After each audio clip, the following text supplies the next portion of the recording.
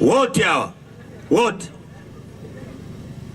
wameacha familia zao, wako barabarani na wana mpango wa kutembea nchi nzima barabarani, nchi nzima barabarani. Hakuna anayelipwa hata mmoja. Wengine ni vijana wadogo kabisa, hawajaanza hata msingi wa maisha, lakini kuna legacy wanajali ya kupigania haki.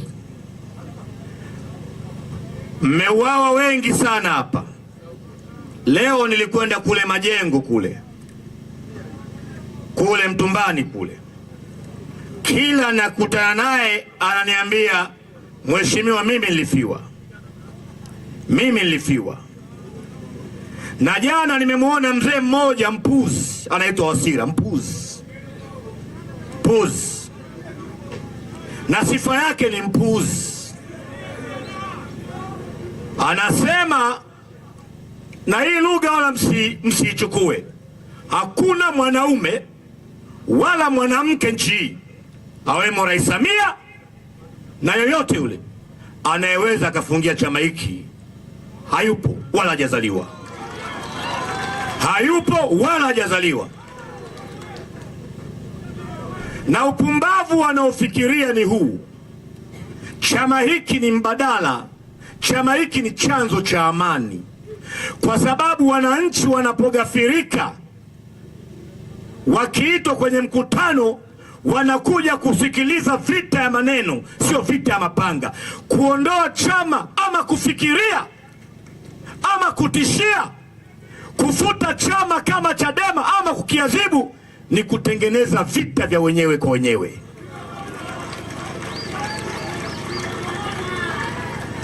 Hawa watu mnaofikiri ni wapumbavu, hawa watu, Samia, wewe na washikaji zako nisikilize kwa makini.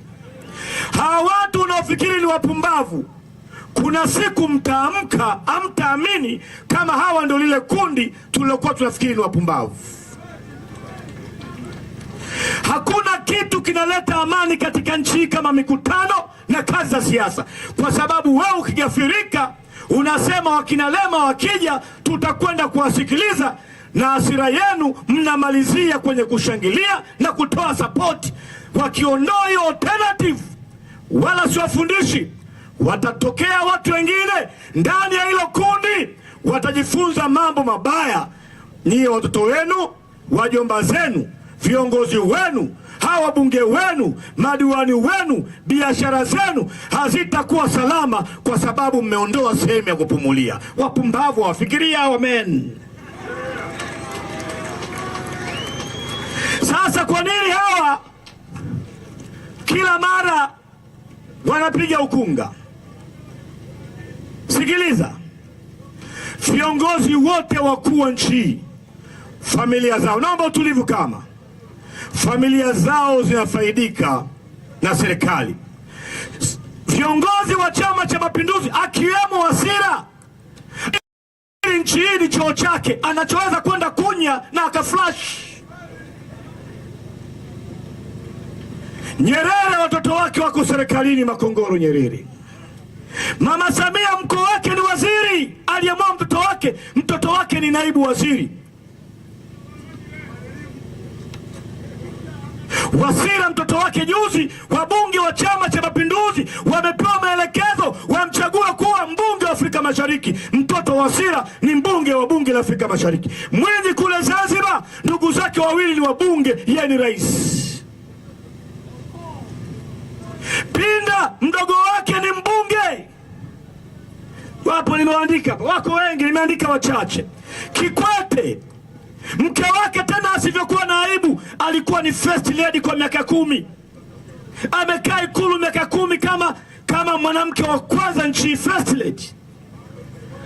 Kikwete mke wake ni mbunge, na akaenda bungeni ule mama ambavyo ana aibu, akasema wake wa viongozi waongezewe marupurupu, kwa sababu huko nyumbani wanafanya mapenzi mazuri na waume zao. Men,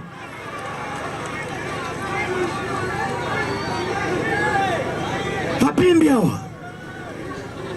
Mtoto wa Kikwete Mtoto wa Kikwete ni mbunge, ni waziri. Kikwete amekuwa kama makamu wa rais nchi hii. Juzi kulikuwa na msiba wapi kule? Uapisho, sio? Msiba Botswana. Unashangaa Kikwete anakwenda kama nani? Nchi hii na waziri mkuu wameteuana wao. Si hatumtambui. Huyu amekwenda kule. Kikwete anakwenda kwenye mashughuli za serikali, utafikiri rais aliyoko madarakani. Huyu Kikwete vipi? Ndugu zangu, Magufuli mtoto wake wamempa ubunge. Mtoto wa Mkapa ni katibu mkuu wa wizara fulani huko. Ndio sababu hawataki kuongea habari ya haki. Haki ikiongelewa utaondoa kitu kinaitwa nepotism. Ndio sababu wao amani kwao ni nyie muuawe kwa gharama yoyote, lakini wao wawepo madarakani kwa sababu nchi hii wanafikiri ni duka la baba yao. Mtoto wa Samia akiona TRA anafikiri TRA ni duka lao. Mchengero akiona wa polisi anafikiri hao polisi ni walinzi wao. Sikiliza CCM, sikiliza Samia, hii nchi sio ya kwako, hii nchi ni ya Watanzania wote. Watu wamekufa wengi na sisi hatuna hatia. Tunajua wanatengeneza mipango ya kutuadhibu wote hapa. Tunajua wanakaa usiku na mchana kututafutia mashtaka. Mikono yetu haina damu, mioyo yetu haina hatia. Ila nimhakikishie Rais Samia, nimhakikishie Rais Samia hata kwepa adhabu na uchungu wa kilichofanyika Oktoba 29 na sasa. Hakwepi. Hakwepi. Wale wote mliohusika, polisi, usalama wa taifa, jeshi, hamtakwepa. Mtalipa gharama. Mlipanda bangi, mtavuna bangi. Hata mkiua viongozi wote hapa, siku moja mtalipa, na hiyo siku iko karibu. Na hao watashtakiwa, watatembea kwa hofu kama tulivyotembea nazo sisi kwa kuogopa kutekwa. Watatembea kwa hofu, hawatasafiri. Siku zao zinahesabika. Siku zao zinahesabika. Huwezi kuwa watu maelfu alafu wanatembeza wale watu kutengeza propaganda. Mnatengeneza tume. Wewe Samia ni mshtakiwa namba 1. Uchaguzi umekuhusu wewe. Wewe ni amiri jeshi mkuu. Wewe ndiye ambaye majeshi yote yanachukua amri kutoka kwako. Uchaguzi ulikuhusu wewe. Wewe ndio ulisema jeshi lijiandae Oktoba 29. Jeshi lijiandae Oktoba 29. Kulikuwa na vita. Toka lini uchaguzi jeshi linajiandaa? Jeshi linajiandaa kwa uchaguzi? Sikiliza. Maana yake Samia alikuwa anajua kinachokuja kutokea. Sasa anadanganywa na wakina Kabudi. Unajua mimi hapa katiba ya Tanzania nasema kwamba mwongo. Yule mzee ni muongo yule.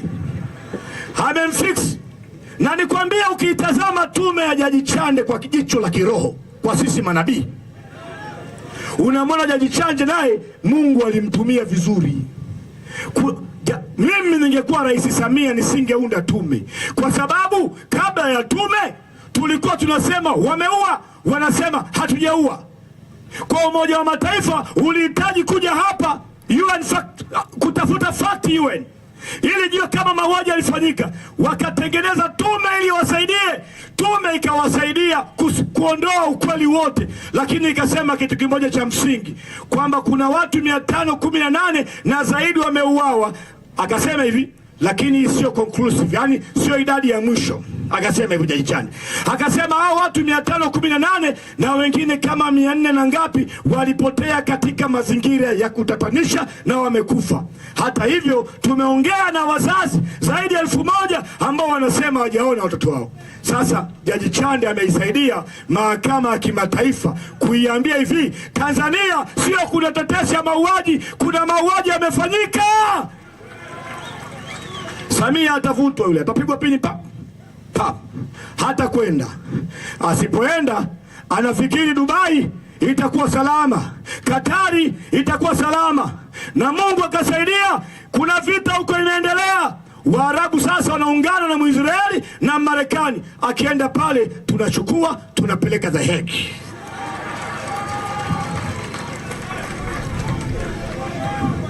Wambura hayuko salama sana, Wambura IGP. Na polisi nisikizeni, mimi nawaambia polisi, nyie ambao mlikuwa mbele ya mapambano, watakachokifanya msipokuwa makini, msije mkaanza na nyie kutekwa, kwa sababu hili waondoe ushahidi wa kuamaliza watu wa juu, lazima nyie mmalizwe. Kuweni makini na wasanua men, na wasanua tena. Wewe mrembo polisi, nimekuwa na maneno 3 bila kusanua. Wewe ukiona mambo magumu, njoo mimi nikupe mchango, utembea zako ng'ambo huko. Kwa sababu sikiliza people, Wambura akishikwa kule juu, Wambura atamshika nani? Atamshika RPC. RPC atamshika nani? Atamshika OCD. OCD atamshika nani? Kamanda wa operation. Kamanda wa operation atashika hawa wadogo. Nyie hamko salama. Ili wao wapone, nyie lazima watoa sacrifice. Na wakiona hawawezi kuwa sacrifice, mnaweza mkapotea kama nyie mlivyotupoteza sisi.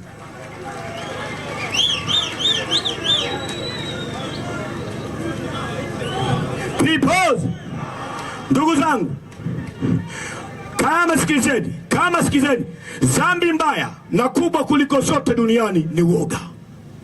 Nyie sikizeni, nyie ndio mmemweka Lissu magereza nyie, kwa sababu kila mtu anayekuja hapa dakika moja Brenda anaongea habari ya Lissu kwa magereza. Watoto wenu wameuawa. Mimi sikuja hapa kuwafundisha kuwa pole, nimekuja kuwafundisha kuambia acheni kuwa ubaya. Kama mke wako aliuawa, mtoto wako aliuawa, shangazi yako aliuawa, usituliza hiyo hasira mpaka Mungu na wewe mmelipa kisasi hicho. Na siwaambii mlipe kisasi kwa mapanga, siwaambii mlipe kisasi kwa bunduki, lakini ninachowaambia ni kwamba usiwe fara. Una thamani ya kuishi. Kama baba yako aliuawa alafu ukasema it's okay, it's not okay, mpaka haki imepatikana. Ili tuendelee kutembea, tunahitaji shilingi.